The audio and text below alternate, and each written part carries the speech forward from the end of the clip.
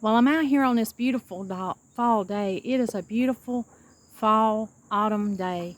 It's warm out here. It's in the 70s, around 75, 76. And it's a little breeze going, and it's a beautiful, beautiful day. Well, if you've been watching my videos on the gardening section, on some of my gardening videos, the last time you saw that I needed to clean up my little garden that's over here on the side. So I'm out here today doing that, doing a little bit of cleaning, enjoying the fall day. Now I've got this wheelbarrow full of stuff that I've pulled out of that garden that I'm going to take down here and empty in my compost bin. Over here's the green compost. This is where we put all of the fresh compost that we are breaking down out of the gardens.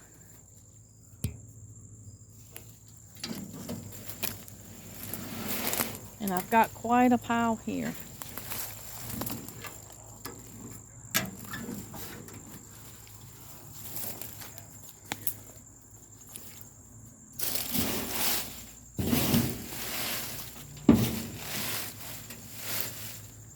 There's plenty more to come. Now the kids are resting today. I've got help with them today, so I've got a moment that I can get out here and share things with you. This is the full vegetable garden. I have not got into this yet. Look at the wild lettuce coming up in this garden. But over here, this is what I've been working on today. I've been working on clearing this little garden that we let the little kids come in and plant their cherry tomatoes and some things like that. I've got just a few more weeds that I've got to pull out of here and get out of here. Right here is a culprit that I have in my garden. We call it crabgrass here in the south. I'm not sure what other people call it, but it's a lot of work to keep out, and you have to pull it out. But that's what we've been doing. We've just been pulling weeds today, trying to not disturb this soil any more than we have to, and trying to keep its microbes and all of its good stuff in order until we get our leaves and our compost. We'll be adding more leaves and compost to this year. We put about 4 inches of compost on last year, leaf and different kinds of compost that we've made out here. So we'll be putting more on this garden and our vegetable garden too. The kids have got all kinds of playthings out here. They've got little cans and sticks sticking in it where they were making soups. I don't know if y'all did that when y'all were little, but we sure did. We had a little kitchen and we made little mud pies and soups and stacked up things and played outside, and that's what our grandchildren did this morning. David was over here digging in a log, seeing what all kinds of creatures were living in that dead log over there. The littlest grandson, and the rest of them were mixing mud pies. I'll show you an example of that. Right there's some little soup that come from my little granddaughter. And I've been out here working in the garden on this beautiful fall day. But if you watched my video on my recommendations doing Roots and Refuge channel on solid information, sharing books where we get solid information from, then you probably saw where I shared one of the books that I really like here. It's No Dig Organic Home and Garden. Grow, cook, use, and store your harvest. And I've really enjoyed this book. I'm telling you, it's been a good inspiration. Now, I've been gardening for a long time, and we've always had some kind of little garden here or there. This has been our vegetable garden for the last 2 years. And then this little side garden that I was working on today is just where we plant extra things that's for fresh eating and that the kids will enjoy. Ollie's excited because I'm out here, and he is going to cause a ruckus. He's usually quiet, but he's excited because I'm out here talking to you guys. And I'm excited that I'm out here talking to you about my garden and about this book that has helped me.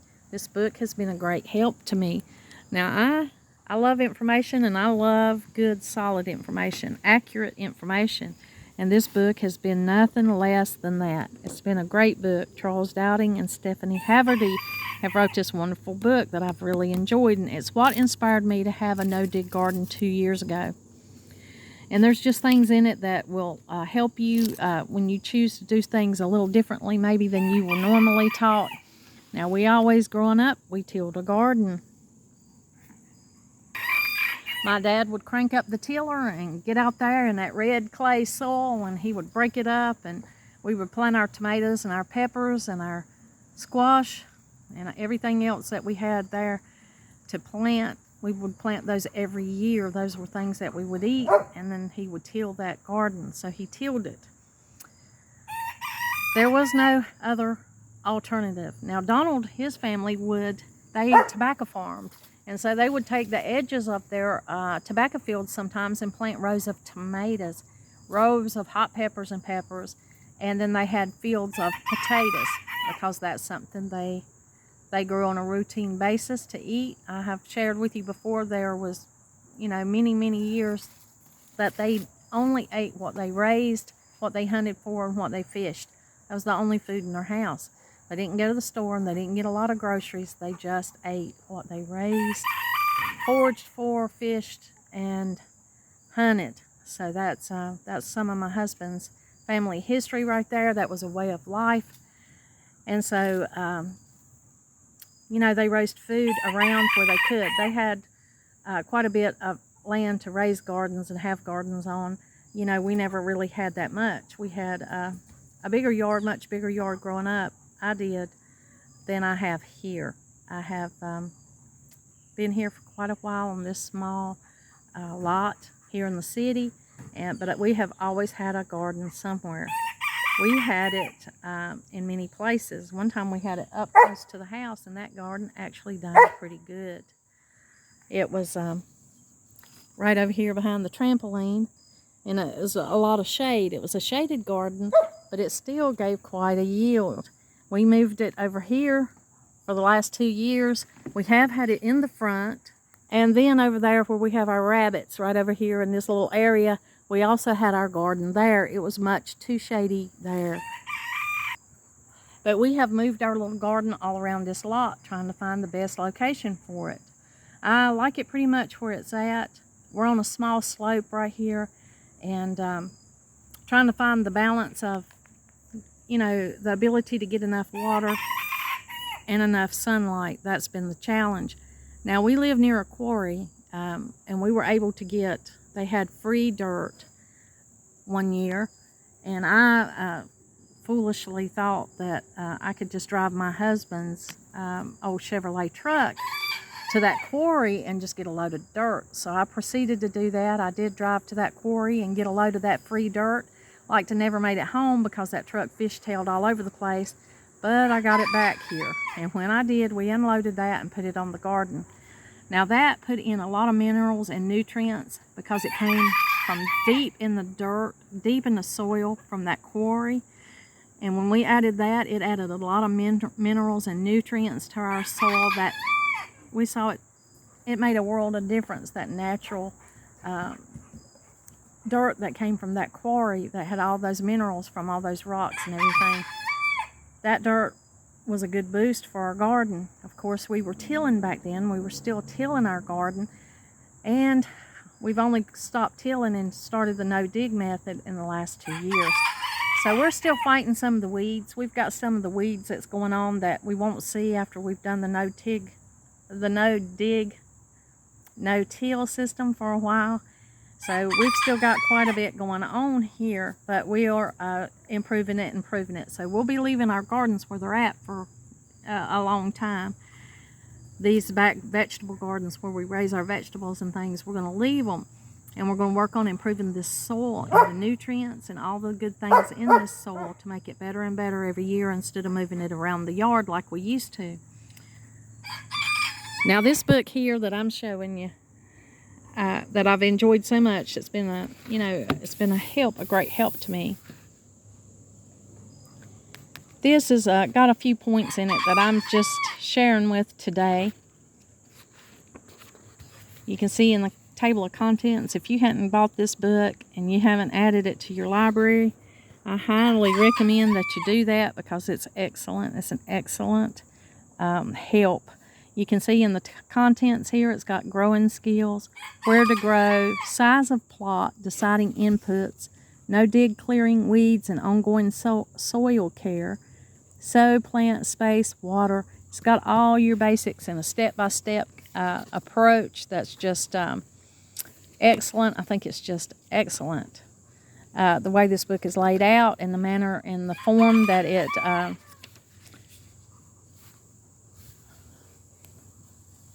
it's laid out in, and the advice that it gives, and right here the basics. And it just gives you some insights that you didn't get by gardening in other ways. He talks about the things that you need to start with, growing more food in less space and time, storing it if needed, preparing it in simple yet exciting ways, and other uses for garden plants. You know, he's got the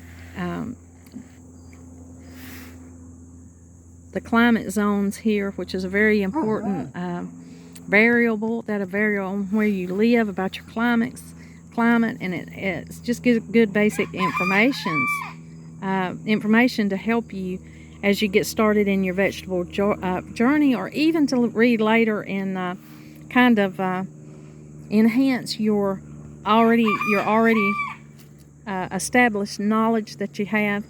It's a good reference book. I love to read it, and I like to refer back to it. And I like all the things that he tells you, and he tells you why it works, this no-dig, no-till method.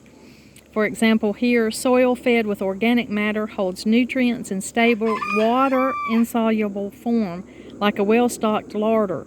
Then when growing conditions arrive and coincide with plant root, seeking the means to grow, soil organisms increase in vigor and help roots to access nutrients and moisture too. He just gives you the reasons. And this is funny. This is a word that we say in Appalachian. I'm just going to share this with you because it's my bookmark. But I was listening to an Appalachian talk the other day, and this is what he said. He said, "It ain't got nary a handle on it." And I thought, well, I hadn't heard that since I was growing up. I hadn't heard the word nary, which means none. So he was trying to say it didn't have a handle on it, and this is what came out. It ain't got nary a handle on it. But that's funny. That's a marker in my book and has nothing to do with gardening. I just thought I would go ahead and share that with you. But here, he's telling you about the no-dig and why this is a good idea.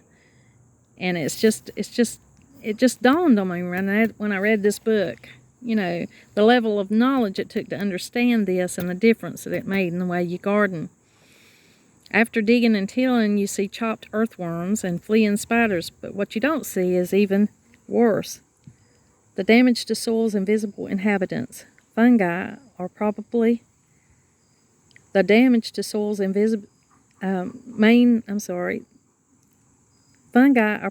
main victims of cultivation, in particular mycorrhizal fungi that are killed by contact with air, not to mention from being cut in pieces. Some gardeners claim that no-dig is lazy, but they are crazy. It's about directing effort to where it's most useful. For example, leave mycorrhizal fungi undisturbed, and then they grow into great allies for plant roots, helping them to find food and moisture.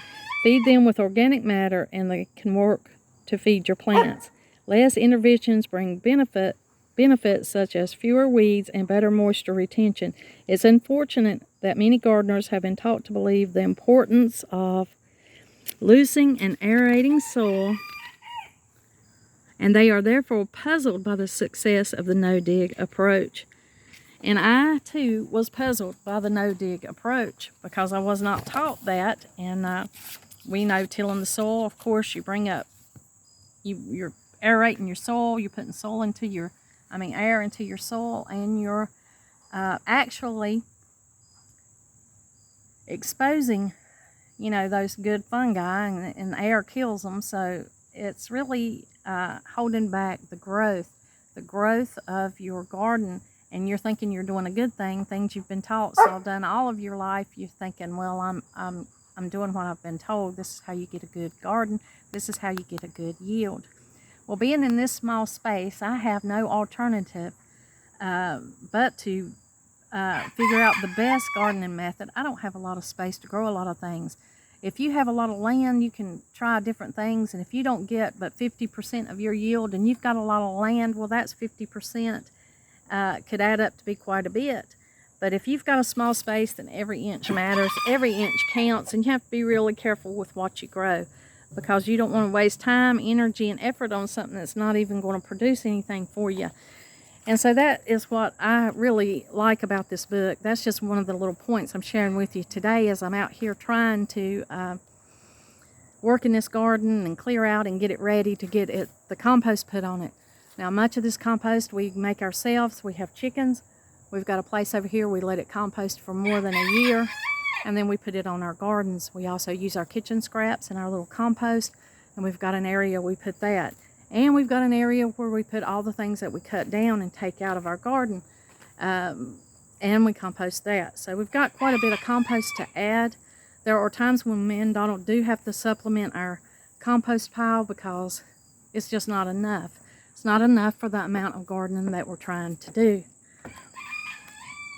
We've got the rabbits, and of course they make the manure that we put on the garden. And you know, we have some means of making our compost ourselves. We do have a few trees. We get some leaves. We use that. We count that as valuable compost. And if we have to, we'll buy more compost. If we put out this year and it's not enough to cover what we gardens that we plan to make next year, those 2 gardens that I showed you earlier, if it's not enough to put at least 4 inches of compost on those gardens, then we will supplement it to make sure that we keep that ongoing in the right way. Now, Charles Dowding talks about adding wood chips, and you know, if you add wood chips that are not broken down and mature, then they're going to take out some nutrients out of your garden. So you want to be sure that you are aging your fresh chipped wood chips and put those on after they've aged at least a year or 2. I think our wood chips, we cut a maple tree down out here in the backyard years ago, and we did not have the wood or any of that stuff hauled off. Donald and I chose to go ahead and cut that wood up and use it out here in our fire pit for different things. We gather around the little fire pit and have family and drink hot chocolate and toast marshmallows and hot dogs, and so we just kept our firewood for that, and we've gone through all that. And the wood chips, we just kind of raked up into a big pile, and we just let them age. They aged for about 3 years, and that's what we put on the garden, the vegetable garden, when we first started it. We put those aged wood chips on our garden. And that first year, I think I did a video on that. You can check my channel and see, doing a different method, the no dig, no till method. I think I had a zucchini plant as tall as I was. I'm 5'2", and that zucchini plant, well, I'm 5'3". That zucchini plant was taller than me. It was about a foot taller, so it was a lot taller than I am. It was amazing how much and how well those plants that we put in our first year no dig, no till garden did. Now this year we just rotated things a little differently. I think some things were not in the right places to get the sun they needed. We had some strange weather conditions where the rain kind of came all at once, and then everything was real dry. Being here in the city on this city lot, I try not to water any more than I need to with public water system because it's expensive. Not only is it expensive, there are chemicals in that water that I don't want to put into the ground. And that's just having city water. But we did try to catch some rainwater and make the most of what water that we got here. And that, of course, is legal in North Carolina to do that, so that was no problem. But there were times of lots of rain and then times of kind of drought-like conditions that made our yield not be as high this year as it was last year. But still, I think it was a good yield and well worth planting the garden. Well worth. We really enjoyed what we got out of our garden. But I wanted to just share with you because I did get to do a few things out in the garden. I did get to finish clearing most of that up. There's a few things I still have to pull up. when you pull by hand and get those weeds out, it is a lot of work. I'm still disturbing the soil by pulling those weeds. I should just be able to lay something down and let that cover kill those weeds, but I just hadn't got to that point. Those weeds are so aggressive that I'm just pulling some of them out because I don't want them there. I don't want to deal with them. That crabgrass and some of those other things that are growing in there, I know if I let that stay and I don't get that properly killed out of that garden, they'll just be back in numbers, huge numbers. So I'm doing what I can to gently pull those plants and not hurt any of the soil as much as I possibly can. And I am going to put the 4 inches of compost on it this year, so I'm hoping that will heal what I disturbed by going out there and gently pulling those weeds. I wanted to share with you what I've got going on here today. I know it's a lot of garden talk. If you love gardens, then you will love this video. I love it when people share with me what has worked for them, what is a great solution for other people to try. I love to know about a good book, a good source of information that genuinely helps you. You know, it's not so complex that you can't comprehend what you're trying to do on a simple basis, like the small gardens that we have. And it's not so simple that it leaves out all the important things that you need to know. And this book that I just shared with you, I think is exactly fits that bill. It's a great book to get started if you want to try the no dig, no till method. And of course, he has other books. They have other books so that you can read this and just gain a lot of good sound information from. I'm excited, believe it or not, putting this garden to rest. I am excited about next year's garden. I'm already thinking about where I'm going to grow, what I'm going to grow, and where I'm going to put it. And I've just now got this garden. I've just now getting this garden settled for the winter. But it's funny how when that's how it goes. It's a wonderful cycle. It's a wonderful thrilling thing to be able to choose seeds and put them in the ground and get a yield, be able to make meals out of them and store your food. It's just a wonderful experience. I know it's wonderful to do that. I enjoy every bit of it. I am not planting a winter garden because I don't know that I'm in a place to have a winter garden right now. I would like to have a little greenhouse. I've got this little greenhouse you see on the porch, and I repot plants and I start my seeds in it every year as long as it holds up. And if it dilapidates, then I just get rid of it and get a new one. But I've got this little kind of greenhouse here that you get at Tractor Supply. It's not a very fancy greenhouse, but it's something that gets the job done. I don't really have a lot of greenhouse space or a lot of space to overwinter or start much. And I know there's many things that I could do that wouldn't take much space, but I don't know that I have the space or the time and energy to do that this winter. So I've chose not to do a fall or winter garden. Of course, now there are years that I do choose to go ahead and grow some things, especially kale. I love to grow kale. What a big yield for what a big bang for your buck if you like kale, and we do like it. So, but there are things that I'll just go to the local farmers, around and purchase the things that I need to make our storage, full with the things that's needed for the rest of the year. And I won't be growing a winter garden this year, but that might change. I'll show you a little bit of the leaves around here as they're changing. I'm sitting here on the deck and this is what I'm seeing, the beautiful leaves. They're kind of dry, not as slow to change as they were when we went to the mountains.